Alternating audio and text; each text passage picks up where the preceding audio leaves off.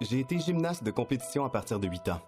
À l'âge de 12 ans, un entraîneur nous a punis avec des montées sur corde, nous a mis de la pression pour que nous essayions de faire des mouvements que nous n'avions jamais fait à l'entraînement.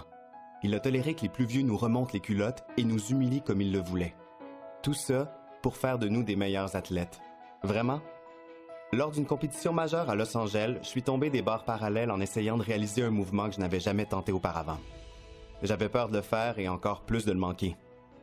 À la fin de la rencontre, mon entraîneur m'a dit « Tu n'es qu'un foutu perdant et tu es complètement nul comme gymnaste. » Quand je suis rentré à la maison, je pouvais plus lui faire face et j'ai décidé de quitter. C'était la bonne décision, mais je me sentais tellement vide. Quelques semaines plus tard, l'un des jeunes les plus âgés de mon groupe m'a appelé pour me dire « Kwan, n'arrête pas, t'es bon.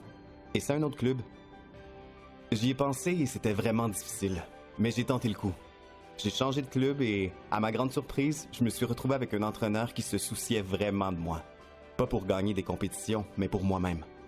Il m'a appris à définir mes propres objectifs et m'a aidé à acquérir de nouvelles compétences et des trucs que je voulais apprendre. Tout à coup, je ne devais rendre compte qu'à moi-même. Et j'avais un entraîneur qui reconnaissait que tout ce dont j'avais besoin, c'était des conseils, des encouragements et du soutien positif. Je me suis entraîné dur et j'ai fini par remporter les championnats nationaux juniors quelques années plus tard. Aujourd'hui, je suis un acrobate professionnel.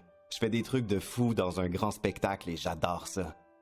Si j'avais arrêté pour de bon, je n'ai aucune idée de l'endroit où je serais ou de ce que je ressentirais pour moi-même.